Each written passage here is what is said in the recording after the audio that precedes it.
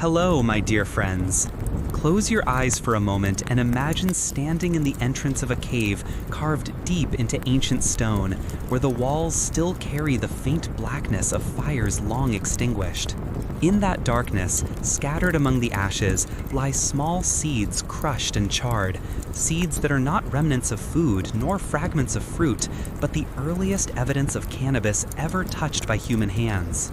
These burnt offerings tell a story that stretches across millennia, a story of ritual and fear, of medicine and madness, of sacred smoke rising toward gods that humanity could not name but desperately needed to reach. Tonight, we wander through that story together, from the smoky caves of the Stone Age to the glowing dispensaries of the modern world, tracing the path of a plant that has been worshipped, outlawed, forgotten, and reborn more times than any empire could count. So before you settle too deeply into your pillows, if you find comfort in these journeys through history's shadows, consider joining us for more tales that drift between the forgotten and the familiar. Now, dim the lights around you, perhaps turn on a fan for that soothing background hum, and let us embark on this odyssey together tonight through the entire history of smoking weed. If one were to wander deep into the caves of the Stone Age, where firelight once danced against rough stone walls and the air was thick with the scent of survival, the atmosphere would still carry traces of something older than language itself. On those blackened walls, patches mark where fires once burned, not just for warmth or cooking, but for something far more mysterious. Tonight, we wander through that story together, from the smoky caves of the Stone Age to the glowing dispensaries of the modern world, tracing the path of a plant that has been worshipped, outlawed, forgotten, and reborn more times than any empire could count. So, before you settle too deeply into your pillows, if you find comfort in these journeys through history's shadows, consider joining us for more tales that drift between the forgotten and the familiar. Now, dim the lights around you, perhaps turn on a fan for that soothing background hum, and let us embark on this odyssey together tonight through the entire history of smoking weed. Among the ashes that archaeologists have carefully sifted through, small seeds lie crushed and charred, silent witnesses to humanity's first experiments with altered consciousness. They are not grains meant to nourish the body, nor the remains of fruit gathered for sustenance. They are cannabis seeds, burnt deliberately, their smoke inhaled by people who had no written prayers, no temples, no philosophy beyond the immediate need to survive another day in a world ruled by hunger, danger, and the relentless march of seasons. In the dim light of prehistory, these burnt seeds whisper a story of ritual born from curiosity, of fear softened by smoke, and of a strange search for peace in a landscape where peace was the rarest commodity of all. There were no scrolls to record what they felt, no prophets to interpret the visions that came, only the flicker of firelight casting shadows that danced like spirits across the cave walls, and the rise of smoke curling upward into the darkness above, carrying with it something that felt like connection to forces beyond human understanding. Those early humans, living in small tribes scattered across continents they did not yet know were continents, had little understanding of plants beyond the most basic categories of edible, poisonous, or useful for fuel. Their knowledge was built on observation and accident, passed down through gestures and grunts long before language could capture the subtlety of experience. Yet somehow, in the course of gathering plants and tending fires, they discovered something curious in the thick, fragrant smoke of cannabis. It dulled the senses in a way that felt different from exhaustion or sleep. It softened pain that otherwise gnawed constantly at bodies battered by the demands of survival. It made the mind drift into a haze that felt unlike ordinary rest, a state where the sharp edges of fear and hunger seemed to blur into something almost bearable. It was not medicine as we understand it today, measured and prescribed with precision, nor was it recreation as we imagine now, chosen deliberately for pleasure or escape. It was something in between, something that existed in the liminal space between necessity and mystery, a momentary reprieve from the relentless harshness that shaped every waking hour of their lives. It is almost amusing to think that humanity's first experiment with relaxation, with intentionally altering consciousness for reasons beyond immediate survival, might have begun with a group of exhausted hunters accidentally setting their future drug on fire while trying to stay warm through a long cold night. Archaeologists who study these ancient sites believe that the smoke was used during rituals where entire tribes gathered in circles around carefully tended fires, their faces illuminated by the orange glow, their eyes reflecting the flames that represented both danger and comfort. The flicker of those flames against the rough stone walls made shadows dance like spirits, like ancestors watching from beyond the veil of death. And the rising smoke was thought to carry messages to unseen powers that controlled the hunt, the weather, the fertility of the land. The smell of burning cannabis, though harsh and unfamiliar at first, became part of the ceremony itself, a scent that signaled the beginning of communion with something greater than the individual, something that connected the tribe to the world they could not control but desperately needed to understand. Without language sophisticated enough to explain the sensations they experienced, the experience itself became sacred. They breathed deeply, their eyes growing heavy, their hearts slowing to a rhythm that felt synchronized with the earth beneath them, as if touching a mystery that no one could name, but everyone could feel.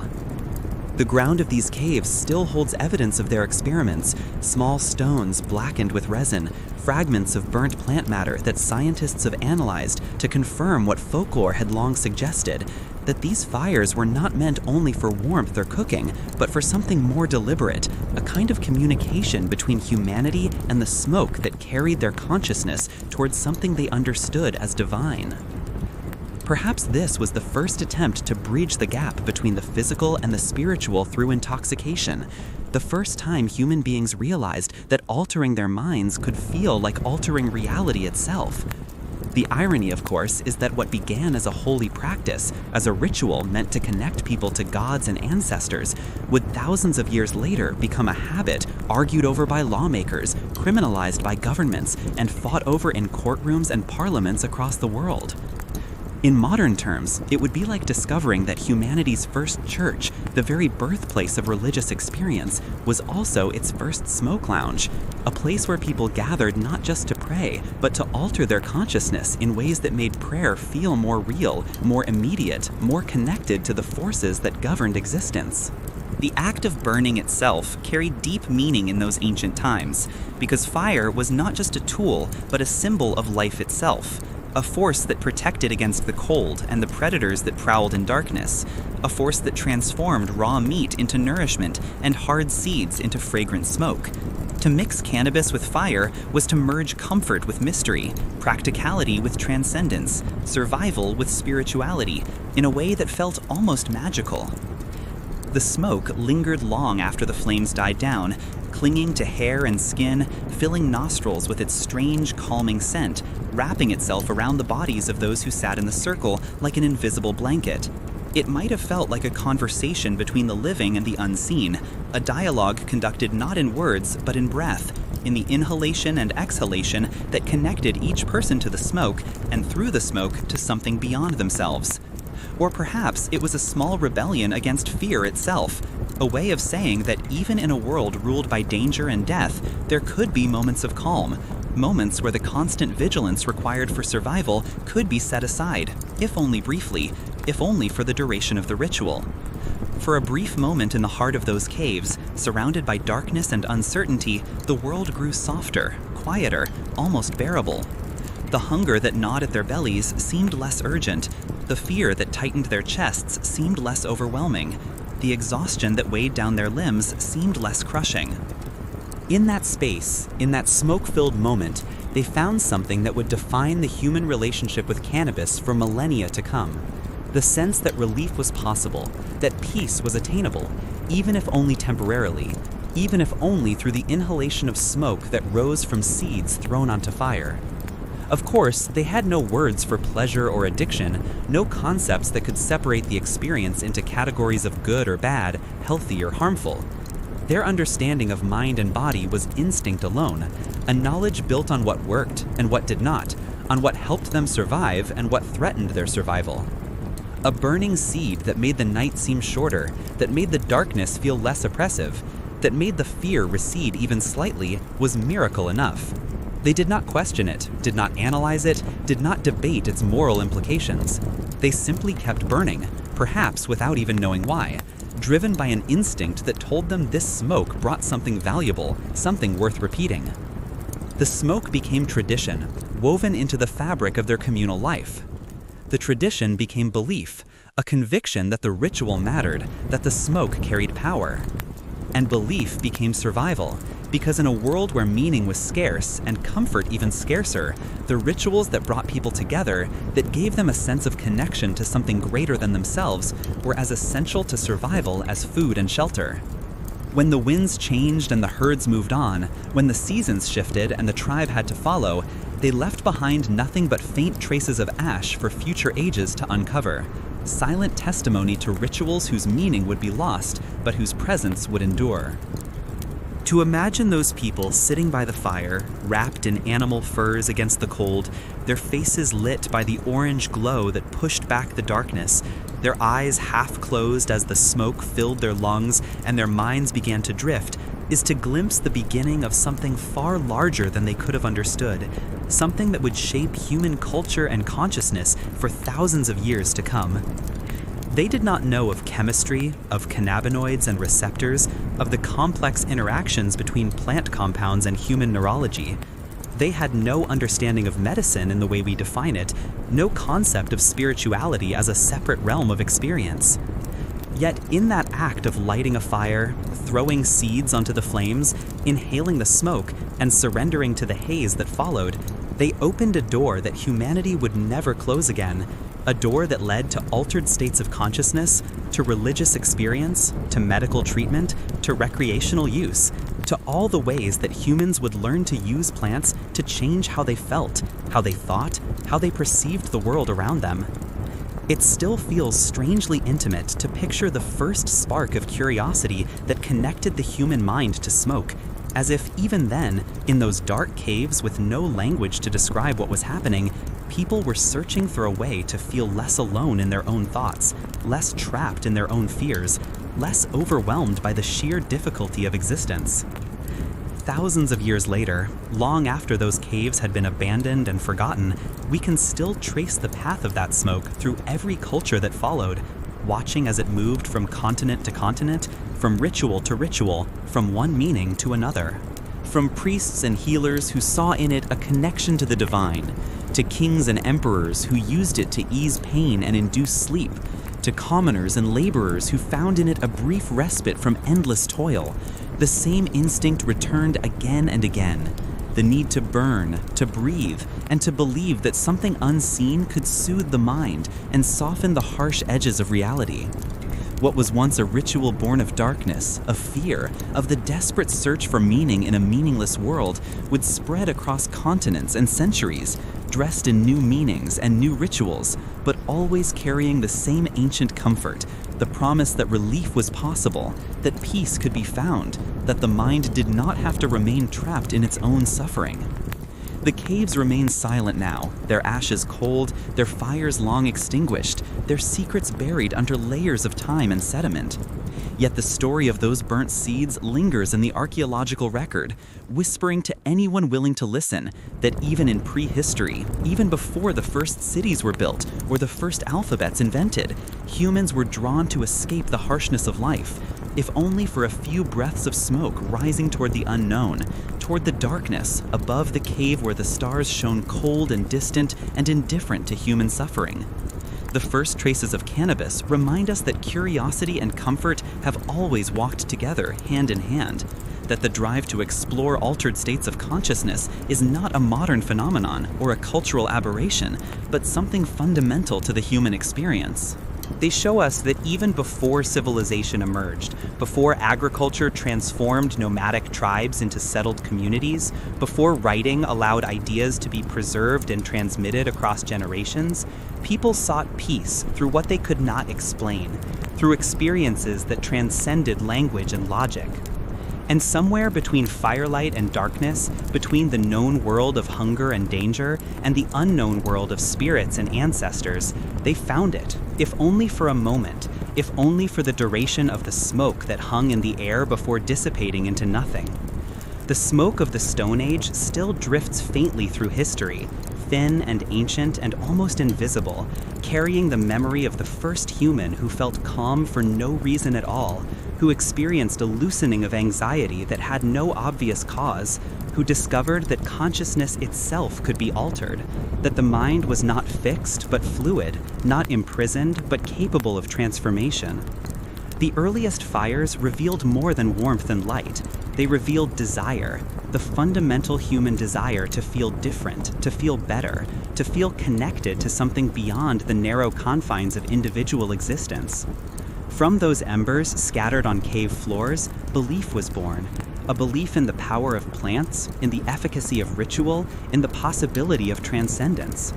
And with it came the first addiction disguised as devotion, the first human dependency on a substance that promised relief and delivered just enough to keep people coming back, again and again, generation after generation. Somewhere beyond the ashes of those ancient fires, a new age waited, an age where smoke would no longer rise in caves, but in temples and palaces, under the gaze of gods carved from stone and painted with gold, where the ritual would become religion and the plant would become medicine, where human understanding would grow more sophisticated, but the fundamental desire would remain unchanged.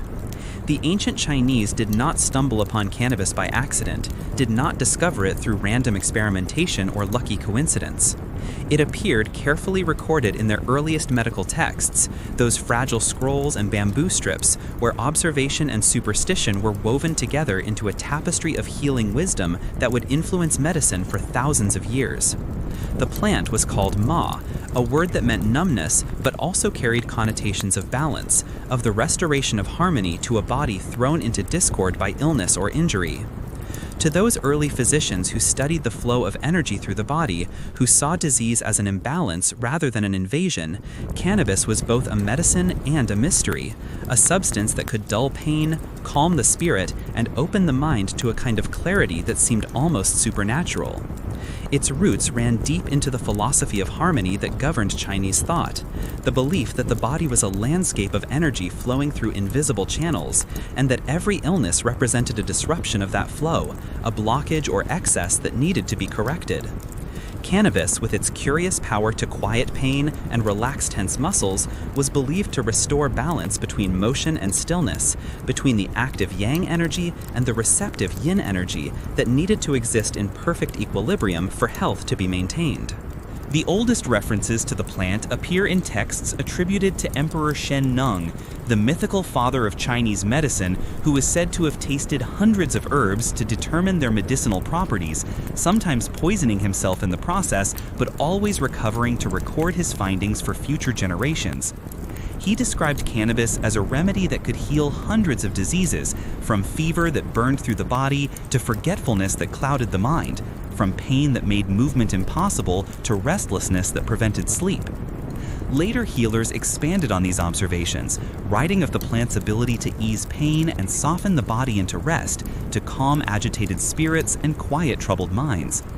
They did not know its chemical nature, had no understanding of how cannabinoids interacted with receptors in the brain and nervous system, knew only that it could make suffering fade into a distance where the mind no longer reached, where pain became something observed rather than experienced. It is oddly comforting to think that thousands of years ago, on the other side of the world, people were already inventing ways to take the edge off existence, to make life a little more bearable through the careful application of plant medicine, even if they did not understand the mechanisms by which that medicine worked. In the time of the great physician Hua Tuo, who lived during the late Han Dynasty and became legendary for his surgical skill, cannabis became a tool of surgical courage, a way to perform procedures that would otherwise be impossible due to the patient's pain and movement. His legend tells of mixing powdered cannabis into wine, creating a concoction that he called Ma Fei San, which translates roughly to cannabis boiling powder, and giving it to patients before surgery. Under its spell, patients would fall into a state of deep relaxation bordering on unconsciousness, their bodies growing still, their awareness of pain diminishing to the point where Hua Tuo could cut flesh, remove tumors, and mend internal injuries without hearing screams of agony. This was not anesthesia as modern science understands it, not a complete elimination of consciousness and sensation, but something more primitive and uncertain, a state that existed somewhere between waking and sleeping, between awareness and oblivion. Some patients never woke from that state, their systems unable to recover from the combination of surgery and sedation. Others awoke praising the miracle that had spared them the agony they had expected to endure.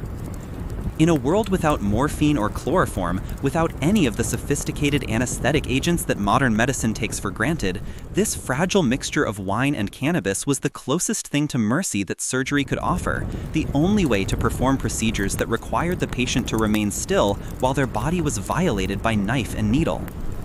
Hua Tou's use of cannabis marked a quiet revolution in medical thinking, a revolution that suggested pain could be managed rather than merely endured, that surgery did not have to be an act of torture that patients survived through sheer force of will. That belief alone, the notion that human intervention could spare people unnecessary suffering, placed him centuries ahead of his time, anticipating the development of anesthesia by more than 1,000 years. In modern comparison, it would be as if a field surgeon working in the Middle Ages had discovered general anesthesia using only herbs and intuition, while the rest of the world still relied on prayer and leather straps to keep patients from moving during surgery. His methods spread through stories more than through systematic teaching, passed from physician to apprentice in the oral tradition that preceded written medical texts. But the memory of his experiments endured long after his writings were lost and his formulas buried with him in a grave that has never been found. Beyond surgery, Chinese healers used cannabis to calm the mind and settle disturbed thoughts, to treat what they called excessive spirit, a condition where too much energy burned through the brain, causing restlessness, insomnia, and what we might today call anxiety or mania. They believed that cannabis cooled the heart in a metaphorical sense, not lowering body temperature, but reducing the intensity of emotional and mental disturbance, silencing the ghosts and demons that caused nightmares and intrusive thoughts. It was medicine for the unseen, for the soul as much as the body, for conditions that had no visible symptoms but caused suffering nonetheless. In a culture that valued order above chaos, that saw the ideal life as one of balance and moderation, this ability to bring stillness to an agitated mind was considered sacred, a power that connected the physician to the fundamental forces that governed existence. The body, like the empire itself, had to remain balanced between competing forces, and cannabis became one of the quiet guardians of that balance, a tool that physicians could use to restore harmony when internal storms threatened to tear the patient apart. Merchants sold dried cannabis flowers and seeds in small cloth bags at herbal markets that filled the streets of major cities, where the air hung thick with the scent of roots and resins and leaves, each promising health, though none could guarantee safety.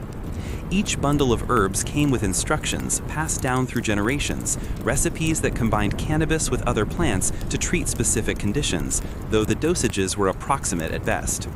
There were no scales precise enough to measure exact quantities, no standardized preparations that ensured consistency from batch to batch, no warnings written on labels to alert patients to potential dangers. A handful of cannabis seeds might heal one person's insomnia while causing confusion and disorientation in another.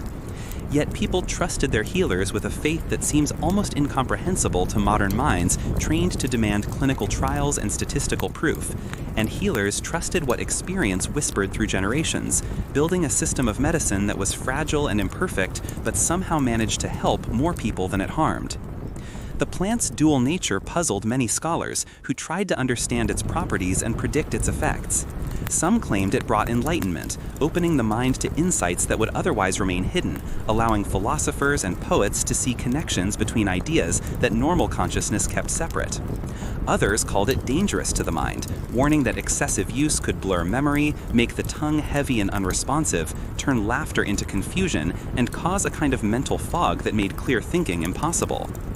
The plant's dual nature puzzled many scholars who tried to understand its properties and predict its effects.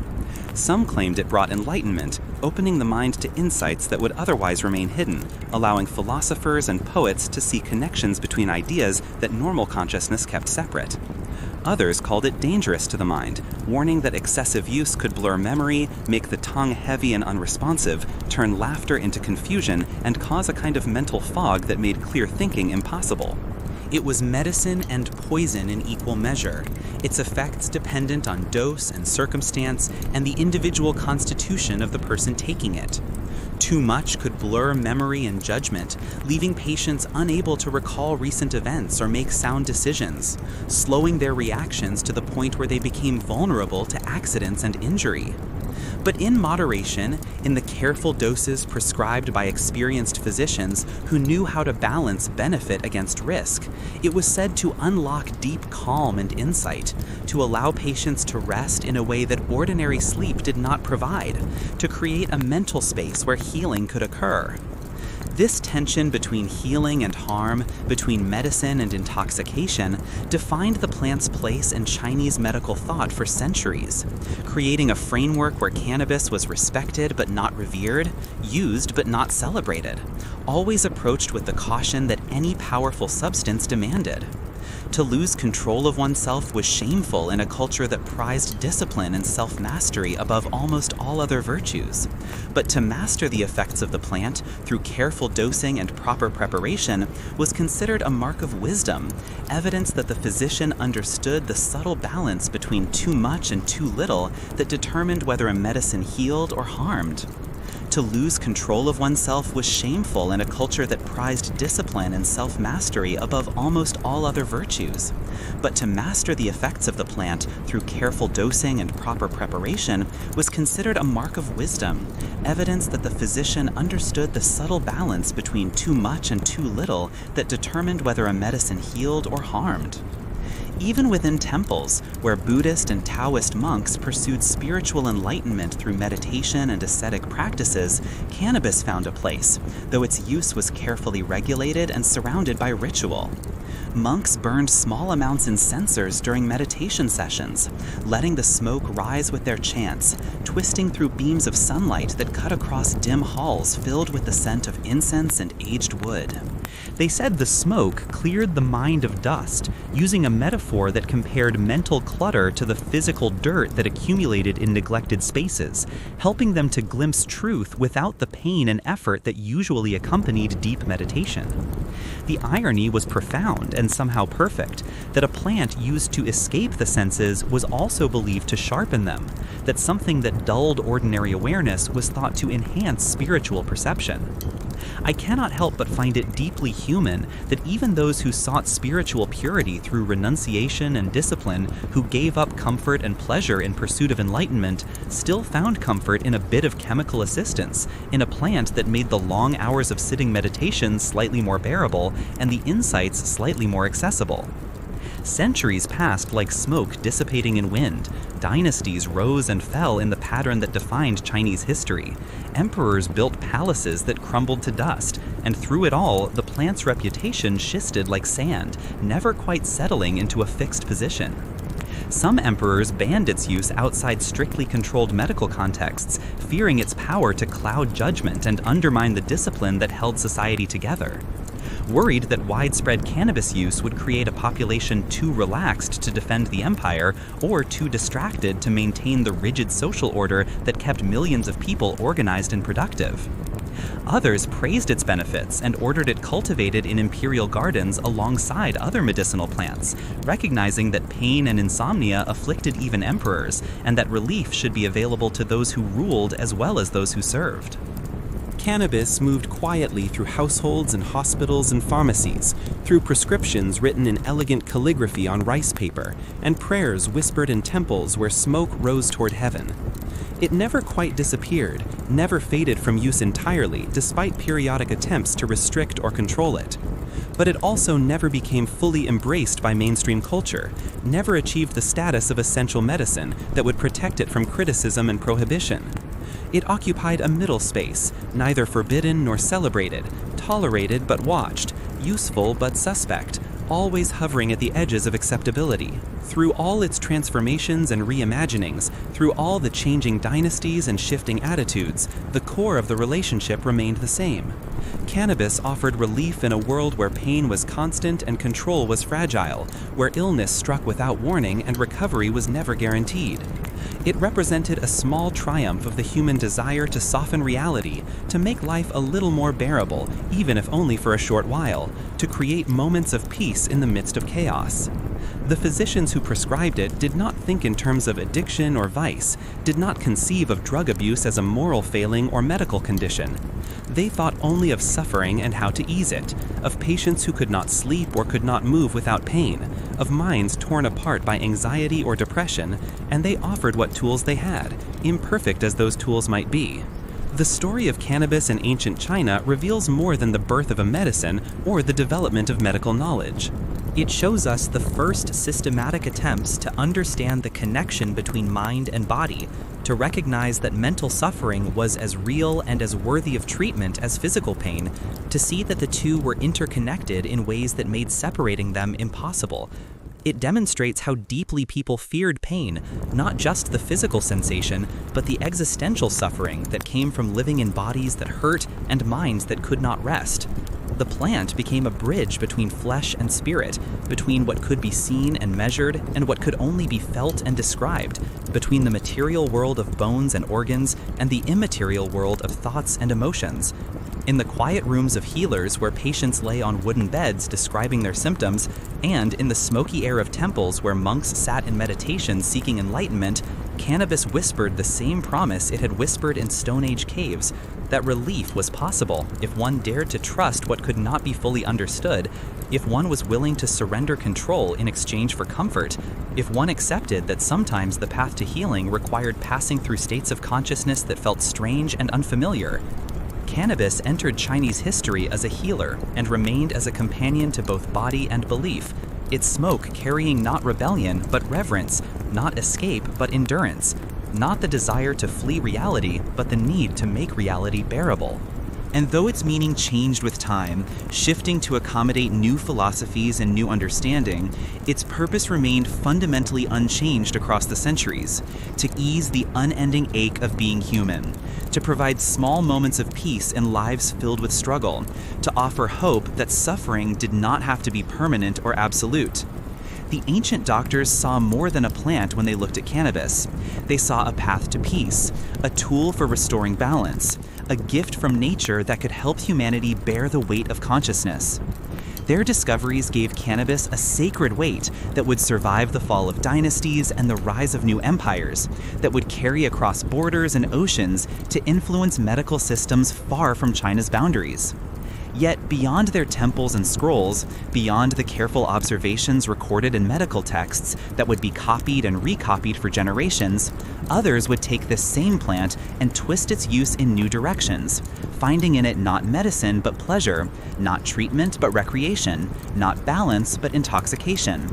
Somewhere far from the empire's borders, in lands where different gods were worshipped and different philosophies governed life, new hands waited to light the same smoke for very different reasons, to discover their own meanings in the haze, to write their own chapters in the long history of humanity's relationship with this strange and powerful plant.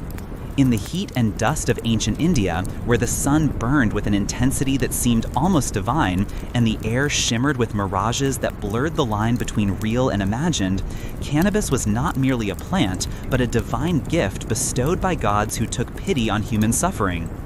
It appeared in the sacred verses of the Vedas, those ancient hymns and philosophical texts that formed the foundation of Hindu thought, where sages wrote of 5 holy herbs that could bring happiness and liberation to those who used them properly. Among these sacred plants, bhang was called the herb of the gods, a bridge between mortal minds trapped in bodies and celestial understanding that transcended physical limitations.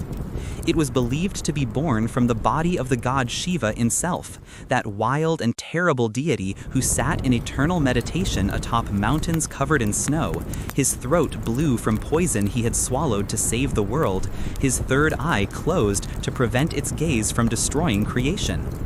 According to legend, Shiva drank bhang to stay calm during his meditation, to quiet the cosmic forces that churned within him, to maintain the stillness necessary for holding the universe in balance. To touch the plant was therefore to touch a fragment of the divine, to hold in human hands something that had originated in godly flesh. And to drink it was to taste serenity itself, to partake of the same substance that allowed a god to remain peaceful despite containing the power to destroy all existence.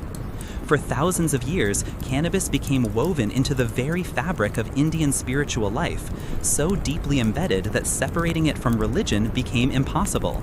Sadhus, those wandering monks who renounced worldly possessions and comforts in pursuit of enlightenment, carried cannabis in small clay pots during their pilgrimages across the subcontinent, mixing it into milk and water and spices to create a drink that cooled the body and quieted the restless chatter of thoughts that prevented meditation. The taste was bitter and earthy, the texture gritty with crushed plant matter, the effect gentle at first, but then deepening into a kind of trance where the boundaries of self seemed to dissolve. To them, this was not intoxication in the sense of losing control or becoming confused, but purification, a way to dissolve the illusion of separation between individual soul and universal consciousness, a means of achieving the goal that all spiritual practice aimed toward. The body would grow light as if gravity had loosened its grip. The mind would become heavy and slow as if thoughts were moving through water. And the soul, they said, would rise closer to truth, floating free of the anchors that normally kept it trapped in limited perception. It is somewhat amusing to imagine that enlightenment, in its earliest form, that ultimate goal of all spiritual seeking, may have begun not with years of austere discipline and self-denial, but with a sip of something that tasted like dirt mixed with devotion, like earth and heaven blended in a cup. During great festivals such as Holi, when colors filled the air and the normal rules of society were temporarily suspended in celebration of spring and renewal, cannabis took on a joyful form that had less to do with spiritual seeking and more to do with communal celebration. The bhang drink was shared among crowds in the streets, poured from large clay pots into small cups that passed from hand to hand, rich and poor, high caste and low, all drinking together in a rare moment of equality. It softened tempers that might otherwise flare in the chaos of celebration, turned strangers into friends through the simple act of sharing, gave courage to dance and sing and play without the self-consciousness that normally governed public behavior. It is somewhat amusing to imagine that enlightenment, in its earliest form, that ultimate goal of all spiritual seeking, may have begun not with years of austere discipline and self-denial, but with a sip of something that tasted like dirt mixed with devotion, like earth and heaven blended in a cup. To refuse the drink was to refuse the spirit of celebration itself, to stand apart from the community at precisely the moment when community mattered most. Children watched as their elders laughed and swayed with a looseness that seemed almost magical. Their eyes glazed, not with the wildness of alcohol, but with a kind of peace, a gentleness that made them approachable in ways they normally were not. This was not vice, but blessing, not debauchery, but devotion expressed through the body's relaxation, a communal trance that wove the entire community together through shared chemistry and shared ritual. In temples dedicated to Shiva, which could be found in every village and city across India, priests prepared bhang with elaborate care, mixing the cannabis leaves and flowers with ghee and almonds and cardamom and honey, stirring the mixture slowly before sunrise while chanting prayers, creating something that was part food and part sacrament. The mixture was offered first to the deity, placed before statues of Shiva who sat cross-legged in eternal meditation, smoke from incense curling around the offering, before being distributed to worshippers as prasad, blessed food that carried the god's grace. The smoke of burning cannabis leaves also filled these temples, mingling with frankincense and sandalwood, creating an atmosphere so thick with fragrance that breathing itself became a form of worship. To inhale that smoke was to join the gods in their stillness, to forget for a moment the hunger and fear that defined mortal existence, to rest in the warmth of the sacred that seemed to emanate from the very walls. There was no shame in this act, no sense of transgression or moral failing. It was prayer made physical, faith carried on breath, devotion expressed through the simple act of inhaling smoke that had been blessed and offered to the divine before being shared with humanity. In modern comparison, it would be like walking into a church and finding that communion included not just bread and wine, but a drink specifically designed to alter consciousness, to bring worshippers into a state where they could feel more directly connected to the divine presence they came to honor. the entire congregation sharing this substance together, young and old, men and women, all experiencing the same gentle dissolution of ego and anxiety that made the teachings about universal consciousness and divine unity feel not like abstract philosophy, but like lived reality. As centuries passed and empires rose and fell across the Indian subcontinent, cannabis became embedded in every level of society, from the highest philosophical discussions to the most practical daily concerns. Farmers used it to ease pain after long hours laboring in fields under a sun that showed no mercy, rubbing cannabis paste into aching joints and drinking weak bhang to help them sleep despite bodies that screamed with exhaustion. Soldiers drank it before battle to steady nerves that might otherwise fail, to find courage in the face of death, to achieve the kind of calm detachment that made it possible to stand firm when everything in their bodies told them to run. Healers prescribed it for sleeplessness that no amount of exhaustion could cure, for fevers that burned through the body without breaking, for conditions of the mind that had no visible cause but made life unbearable nonetheless. Poets and mystics praised cannabis as a key to understanding existence itself, as a substance that could unlock doors of perception that normally remained sealed, allowing glimpses of truth that ordinary consciousness kept hidden. It was medicine and comfort and revelation bound together in one green leaf, existing simultaneously in all these roles without any sense of contradiction.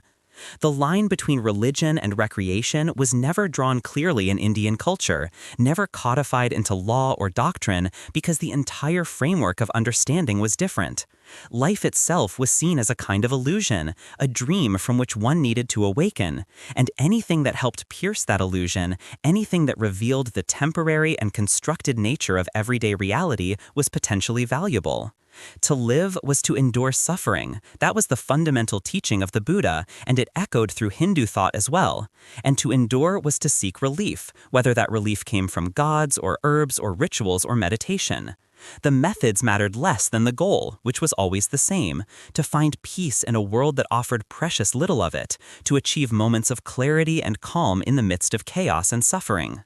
The connection between cannabis and Shiva gave the plant a moral protection that made it almost impossible to prohibit or condemn. When challenged by outsiders who came to India and were shocked by the open use of intoxicants in religious settings, defenders would simply point to the mythology and ask a question that had no good answer. If the Lord Shiva himself partakes, if the greatest of all gods uses this plant to maintain his meditation, how can it possibly be wrong for his devotees to follow his example?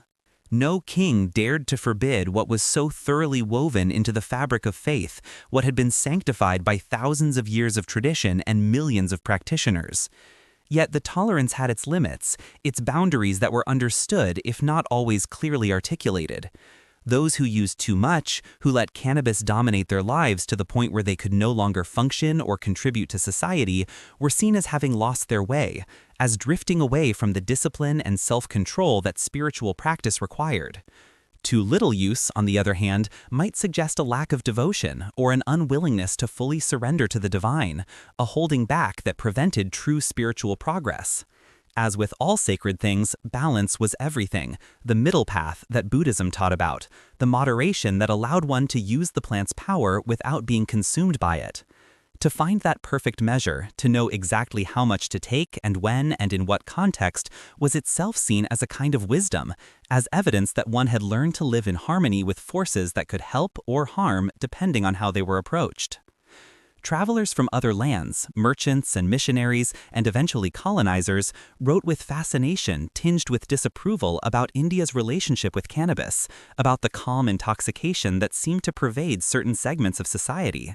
They saw people moving slowly through their days, with eyes half closed and smiles faint but sincere, exhibiting a kind of peace that seemed alien to the goal-driven, productivity-obsessed mindset of European culture. Travelers from other lands, merchants and missionaries and eventually colonizers, wrote with fascination tinged with disapproval about India's relationship with cannabis, about the calm intoxication that seemed to pervade certain segments of society. They saw people moving slowly through their days, with eyes half closed and smiles faint but sincere, exhibiting a kind of peace that seemed alien to the goal-driven, productivity-obsessed mindset of European culture. It was not the wild drunkenness they knew from taverns and alehouses, not the loud aggression and loss of control that characterized alcohol intoxication in their own societies, but rather a measured stillness that seemed to erase pain without inducing pleasure, to bring contentment without excitement. The plant's reputation began to spread beyond India's borders through these accounts, though its meaning was almost always lost in translation, filtered through cultural assumptions that had no framework for understanding how a drug could be both sacred and commonplace, both spiritually significant and practically useful. What for the Indian sadhu was a tool of prayer and path to enlightenment, for the British colonial observer was simply another example of Eastern decadence and spiritual confusion, proof that these cultures needed the firm guidance of Western rationality and Christian morality to save them from their own confused philosophies. I find it strangely beautiful that what others viewed with suspicion or contempt, what outsiders saw as evidence of moral weakness or philosophical error, the practitioners themselves experienced as connection, as a direct link to something divine that transcended words and concepts, as peace itself made tangible through chemistry and ritual. The ritual surrounding bhang endured for millennia with remarkably little change, passed down through generations as carefully as the sacred texts themselves. During religious processions, devotees carried clay cups of the drink through crowded streets, chanting the name of Shiva as they drank, their voices rising together in a sound that seemed to come from the earth itself, deep and rhythmic and hypnotic. The mixture varied from region to region, each area having its own traditional recipe, its own preferred proportions of cannabis to milk to spices, but the essential elements remained constant. The cannabis leaves ground to paste, the milk to carry it, the spices to make it palatable, the prayers to make it sacred. It was a recipe for transcendence that could be made in any home with ingredients available to even the poorest families. A democratization of spiritual experience that made enlightenment theoretically accessible to everyone regardless of wealth or status or education. Elders taught the young not to fear the plant but to respect it, to approach it with the same reverence one would show to any powerful force, to understand that it was like fire or the ocean, capable of great benefit but also great harm if treated carelessly or arrogantly. The teaching was passed down through participation rather than lecture, through the experience of taking bhang together during festivals and ceremonies, through watching how the adults in one's life related to the plant with a mixture of familiarity and respect. Even now, in remote villages where modernity has penetrated slowly if at all, the preparation of bhang continues quietly and largely unchanged by time. The same rituals performed in the same way they have been for countless generations. The pestle grinding the leaves in the mortar, the milk slowly mixed in, the prayers whispered over the mixture, the offering made before consumption. All of it preserved as carefully as any museum piece, but alive and functional, still serving the same purpose it served 1,000 years ago. Beyond its spiritual role, cannabis served intensely practical purposes that had nothing to do with religion or philosophy. In the brutal heat of the Indian summer, when temperatures climbed to levels that made physical labor almost impossible and heat stroke was a constant danger, bhang cooled the body in ways that went beyond mere temperature regulation. It made the heat feel less oppressive, made the exhaustion feel less crushing, made it possible to continue working when every instinct screamed to stop and rest. Laborers who could not afford medicine or doctors found in bhang a relief that was within their means, something they could make themselves or buy for a few coins at any market. It dulled the pain of injuries and chronic conditions, slowed racing thoughts that prevented sleep, gave endurance to bodies pushed beyond what should have been endurable. For the poor, who made up the vast majority of India's population throughout its history, cannabis was not a luxury or an indulgence, but the closest thing to medical care they would ever receive, the only intervention between themselves and suffering that many would ever know. For the wealthy, who had access to doctors and imported medicines and all the comforts that money could buy, bhang was something different, a doorway to meditation and introspection, a tool for the kind of spiritual exploration that required leisure and freedom from the immediate pressures of survival. The presence of bhang in Indian culture across all these contexts, from the highest philosophical discussions to the most desperate attempts to ease physical pain, demonstrates something profound about how deeply humans can merge faith and chemistry, spirituality and medicine, the search for meaning and the search for comfort. It was a prayer one could drink, a ritual that required no temple or priest or holy book, a direct connection to the divine that could be accessed by anyone with access to the plant and the knowledge of how to prepare it. It offered connection to the gods for those who sought enlightenment, calm to the weary for those who needed rest, unity to the crowds who gathered for festivals, a sense of belonging in a world that often felt fragmented and hostile. No law or empire or colonial power could fully erase it because it answered needs that were older than any civilization and deeper than any ideology. Needs that emerged from the fundamental conditions of human existence: the need for relief from pain, the need for hope in the face of suffering, the need to believe that life contained more than just struggle and eventual death. India's sacred herb stands as perhaps history's longest continuous human relationship with cannabis, spanning thousands of years without any significant interruption, surviving invasions and famines and the rise and fall of countless kingdoms and empires. It was not a phase or a trend or an experiment, but a permanent feature of the cultural landscape, as integral to Indian civilization as the rivers that watered the crops or the monsoons that brought life-giving rain.